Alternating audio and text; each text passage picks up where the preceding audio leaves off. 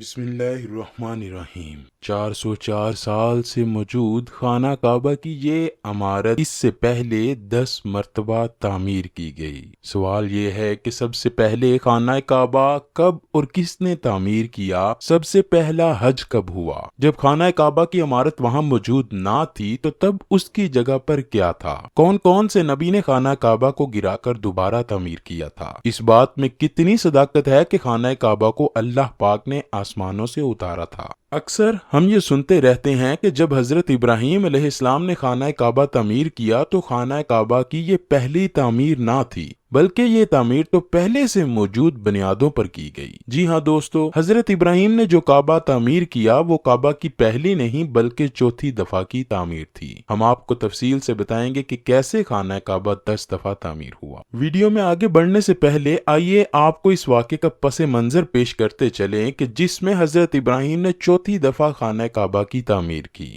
اللہ کے حکم سے حضرت ابراہیم علیہ السلام نے اپنی پیاری زوجہ حضرت بی بی ہاجرہ اور اپنے بیٹے حضرت اسماعیل کو مکہ کی بنجر ویران زمین پہاڑوں کے درمیان میں چھوڑ دیا، جہاں پر کوئی انسانی آبادی کا نام و نشان نہ تھا اور نہ ہی خانہ کعبہ کی عمارت تھی۔ خانہ کعبہ کی جگہ پر بس ایک سرخ ٹیلہ تھا۔ یہ حضرت ابراہیم علیہ السلام کا مکہ میں پہلا چکر تھا۔ اس کے بعد جب دوسری دفعہ حضرت ابراہیم اپنے خاندان سے ملنے فلسطین سے مکہ آئے تو تب حضرت اسماعیل علیہ السلام کی قربانی کا واقعہ پیش آیا۔ تیسری بار جب حضرت ابراہیم مکہ تشریف لائے تو حضرت اسماعیل کی شادی ہوئی اور حضرت ہاجرہ کا انتقال ہو چکا تھا۔ چوتھی مرتبہ جب حضرت ابراہیم مکہ آئے تو آپ کی ملاقات حضرت اسماعیل سے نہ ہو پائی۔ پھر پانچویں بار جب آپ مکہ آئے تو اللہ پاک نے آپ کو بیت اللہ تعمیر کرنے کا حکم دیا۔ حضرت ابراہیم علیہ السلام نے اسماعیل سے فرمایا کہ میرے بیٹے، اللہ نے مجھے حکم دیا ہے کہ میں اس کے گھر کی تعمیر کروں۔ تو حضرت اسماعیل نے فرمایا کہ ضرور کیجئے، خدمت کے لیے میں حاضر ہوں۔ چنانچہ ایک روایت کے مطابق خانہ کعبہ کی بنیادوں کی نشاندہی حضرت جبرائیل علیہ السلام نے کی۔ اس پر حضرت ابراہیم اور حضرت اسماعیل نے تعمیر کا کام شروع کیا۔ جب کھدائی شروع ہوئی تو قدیم بنیادیں ظاہر ہونے لگیں جن پر حضرت آدم نے بیت اللہ شریف کی تعمیر کی تھی۔ بنیادوں کے ظاہر ہو جانے کے بعد اس کی تعمیر شروع ہوئی۔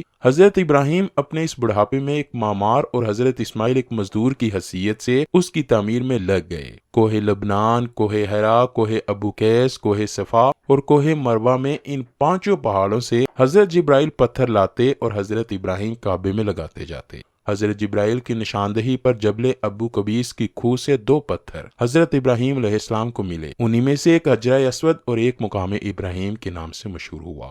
مقام ابراہیم وہ مشہور پتھر ہے کہ جس پر کھڑے ہو کر حضرت ابراہیم نے کعبہ کی دیواریں بلند کی۔ جیسے جیسے دیواریں بلند ہوتی گئیں وہ پتھر بھی ہوا میں بلند ہوتا رہا۔ رسول اللہ نے ارشاد فرمایا کہ جس کا مفہوم ہے حجر اسود جب جنت سے اتارا تو دودھ کی طرح وہ سفید تھا، پھر انسان کے گناہوں نے اسے سیاہ کر دیا۔ ایک اور حدیث میں نبی کریم نے فرمایا کہ حجر اسود اور مقام ابراہیم جنت کے یاقوتوں میں سے 2 یاقوت ہیں۔ اللہ نے ان کے نور کی روشنی بجھا دی اور اگر اللہ اسے نہ بجھاتا تو یہ مشرق سے مغرب تک سب کو روشن کر دیتے۔ یہ تو تھی خانہ کعبہ کی چوتھی دفعہ کی تعمیر۔ آئیے اب آپ کو پوری تاریخ تعمیر کعبہ بتاتے ہیں کہ کب اور کس نے اس کی تعمیر کی۔ پہلی تعمیر حضرت آدم علیہ السلام کی تخلیق سے 2000 سال قبل سب سے پہلے خانہ کعبہ فرشتوں نے تعمیر کیا۔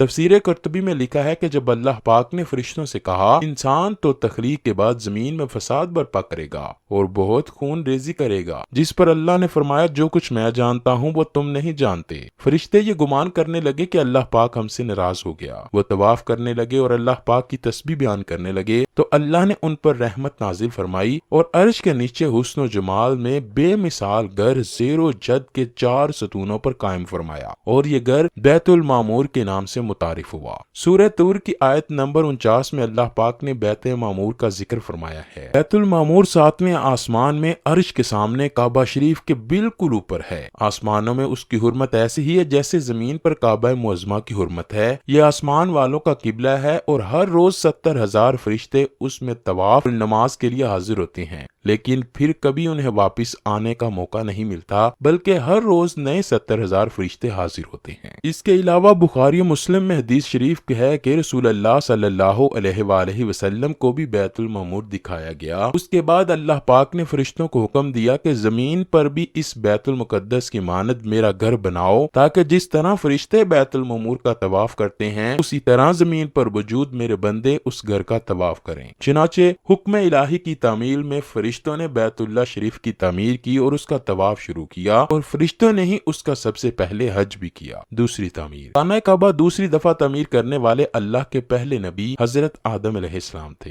اللہ پاک نے آپ پر وحی کی کہ میرے گھر کی تعمیر کرو اسی جگہ جہاں فرشتوں نے کی تھی۔ چنانچہ حضرت جبرائیل نے خط کھینچ کر جگہ کی نشاندہی کی اور بنیادیں دکھا دیں۔ حضرت آدم نے بنیادیں کھودیں اور حضرت حوا مٹی اٹھا اٹھا کر لاتی اور کعبہ کی تعمیر کا کام مکمل ہوا۔ پھر اللہ نے حضرت آدم کو طواف کا حکم دیا اور ساتھ فرمایا، آپ پہلے انسان ہیں اور یہ پہلا گھر ہے۔ تیسری تعمیر، وقت کے ساتھ ساتھ کعبہ کی دیواریں کمزور ہوئیں تو حضرت آدم کے بیٹے حضرت شیش علیہ السلام نے مٹی اور پتھر سے خانہ کعبہ کو دوبارہ تعمیر کیا، جبکہ کچھ مفسرین کا کہنا ہے کہ حضرت شیش علیہ السلام نے صرف مرمت کا کام کیا تھا۔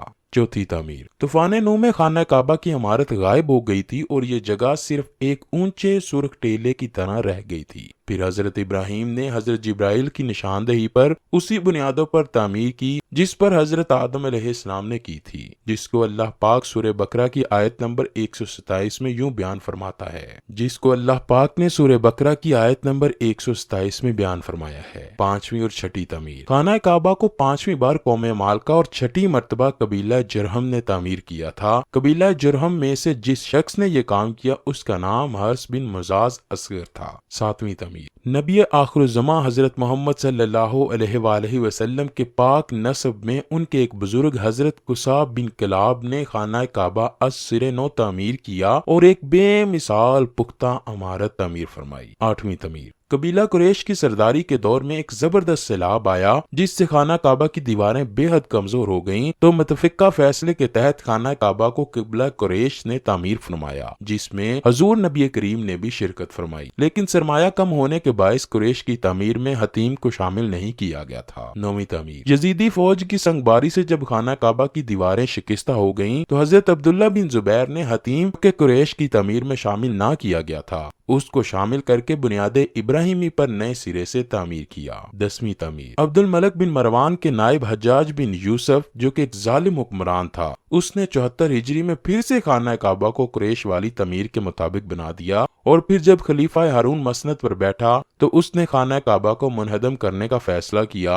اور عبداللہ بن زبیر کی تعمیر کے مطابق تعمیر کرنا چاہتا تھا، لیکن امام ابو یوسف نے یہ کہہ کر اسے روک دیا کہ اگر یہی طریقہ رہا تو پھر ہر آنے والا حکمران اپنی شہرت کے لیے خانہ کعبہ کو گرا کر تعمیر کرتا رہے گا اور لوگوں کے دلوں سے اس گھر کی عظمت کم ہو جائے گی۔ پھر 1040 ہجری میں سلطنت عثمانیہ کے سلطان مراد بن احمد خان شاہ قسطنطنیہ نے حجر اسود والے رکن کے علاوہ ساری عمارت کو بنیاد حجاج کے موافق تعمیر کیا۔